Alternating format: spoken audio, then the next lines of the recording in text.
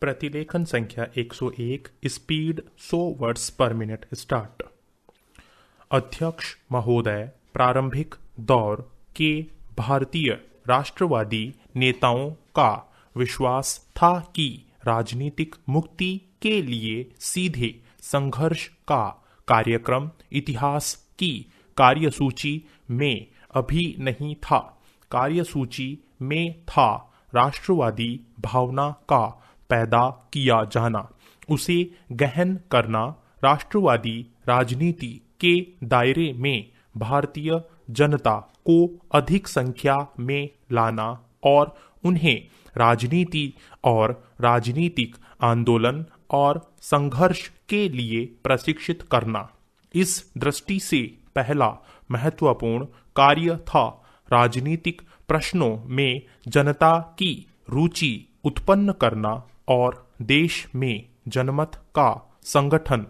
दूसरा, देशव्यापी स्तर पर लोकप्रिय मांगों को व्यवस्थित रूप में रखना ताकि विकसित होता हुआ जनमत सारे देश का ध्यान आकर्षित कर सके। पहले चरण में सबसे महत्वपूर्ण था राजनीतिक दृष्टि से प्रबुद्ध देशवासियों और राजनीतिक नेताओं कार्यकर्ताओं में राष्ट्रीय एकता की भावना का जागरण।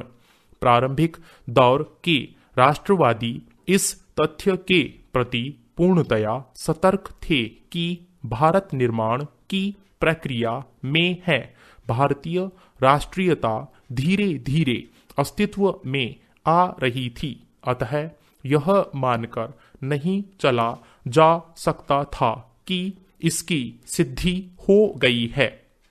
राजनीतिक नेताओं को क्षेत्र, जाति और धर्म के पूर्वाग्रहों से मुक्त होकर राष्ट्रीय एकता की भावना को गहराने और विकसित करने का काम निरंतर और अनिवार्य रूप में करना ही था। उदाहरण के लिए भारतीय राष्ट्रीय कांग्रेस ने आशा की कि वह देश के विभिन्न भागों के सक्रिय राष्ट्रवादियों के बीच मित्रता के संबंधों को प्रगाढ़ करने की दिशा में एक छोटी सी शुरुआत करेगी।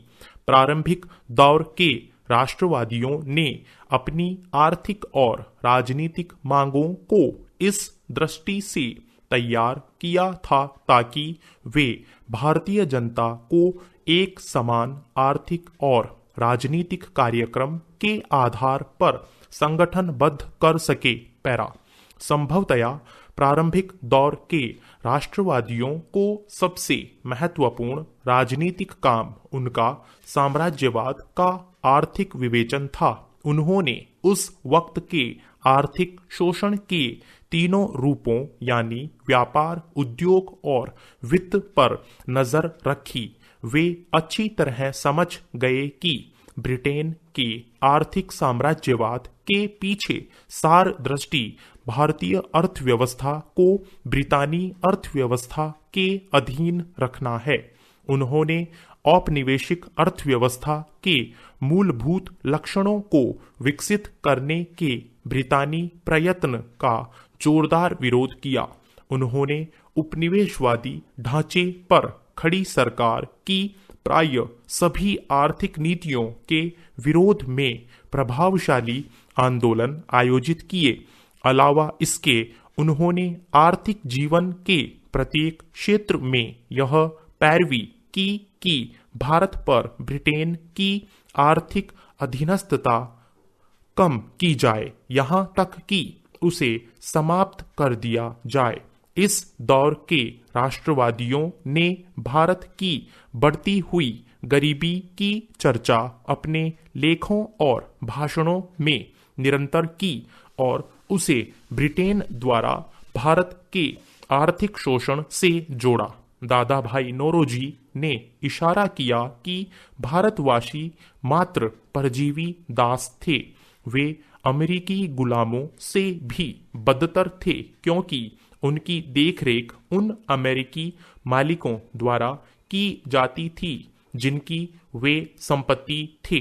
उन्होंने घोषणा कि ब्रितानी शासन पूरी तरह देश को नष्ट कर रहा है। स्टॉप। Thank you. साथियों, इस चैनल को सब्सक्राइब करें और बेल आइकन को प्रेस करें ताकि लेटेस्ट वीडियो की जानकारी आपको मिलती रहे।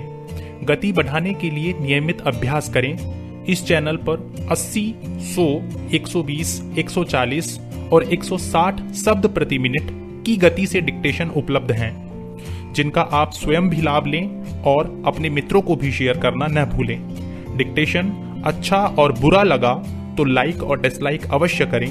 कोई सुझाव या प्रश्न हो तो कमेंट बॉक्स में लिखें।